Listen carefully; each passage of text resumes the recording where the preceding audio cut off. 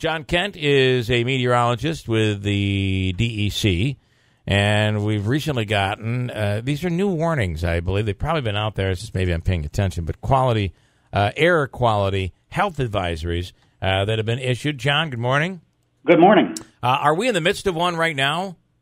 Well, actually, no. A cold front passed through yesterday, and that has brought much cleaner and cooler air into the region. Today, the winds are coming right down out of Quebec and Ontario. So today, the air quality index will be in the good range. But it was on Monday that we... It was bad, that we had some ozone levels that approached the category that's called unhealthy for sensitive groups.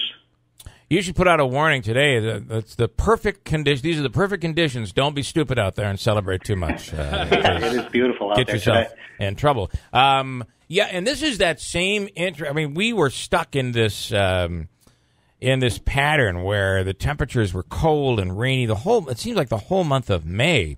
And we were. How did that work? We were kind of right at the edge of the jet stream, just below where we were on the fringe.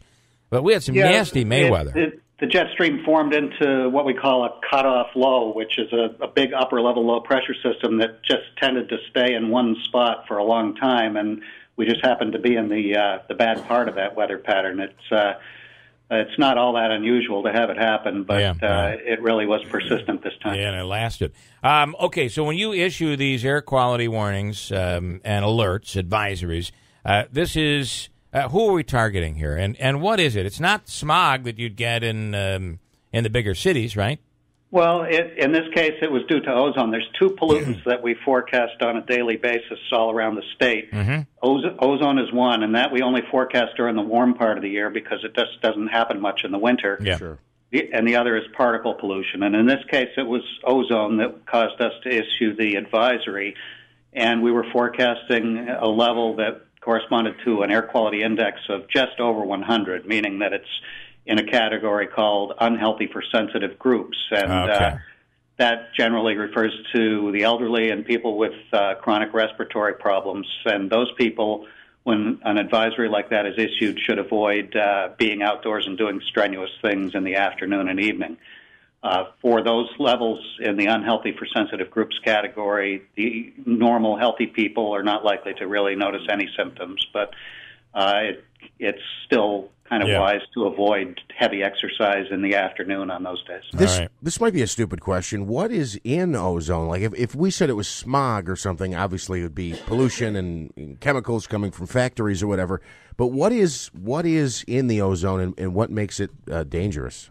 Well, it is sometimes referred to as smog. Smog is not really a technical term, but often people do call ozone smog. But it comes from, it's not directly emitted by factories and motor vehicles and stuff. It forms on hot, sunny days due to chemical reactions that take place between pollutants that are directly emitted by factories and cars and trucks and all that. And each day it tends to drop off. The ozone levels drop off at night when the sun goes down, and then it rises again during the day. And so it's mostly a problem from noon through about 8 p.m. on those sunny, hot days. But even on those sunny, hot days, most of the time in central New York, since there aren't any really huge metropolitan areas, it still doesn't get high enough to be of concern. Right. Usually when we have high ozone in New York, it's most often where you would expect it, New York City, Long Island area, and also sometimes along the Great Lakes. But the standard for how high ozone has to get before it's considered a problem has become more stringent over the years. So even though we're seeing less pollution than we used to, the frequency of these advisories hasn't really dropped off because we issue them for lower ozone levels than we used to. I do have to say it's the humidity.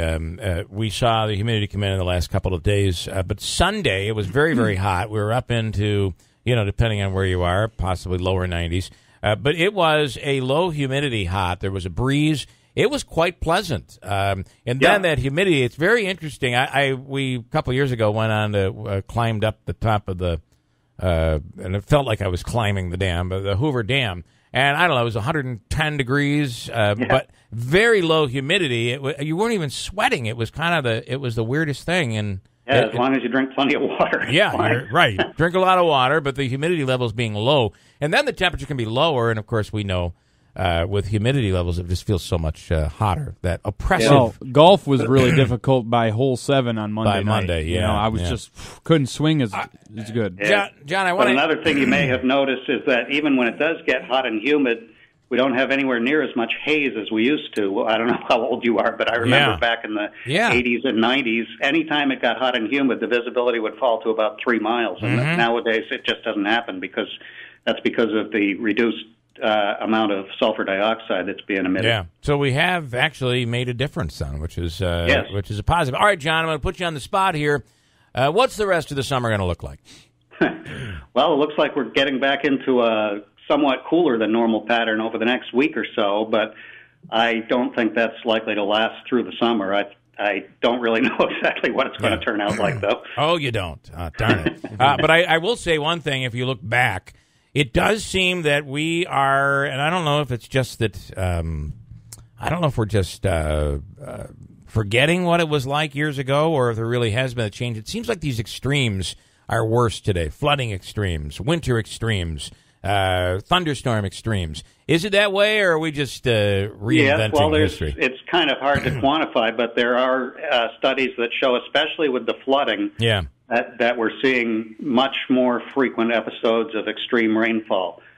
And the droughts have also been happening more frequently. So we're seeing increased overall precipitation, but also more frequent droughts. So things do seem to be changing. Yeah. Very, very interesting. The question is this all man-made or cyclical or a combination of the two? And the debate rolls on. At least in politics, the debate rolls on. John Kent, DEC meteorologist, thank you so much for taking the time this morning. Good stuff.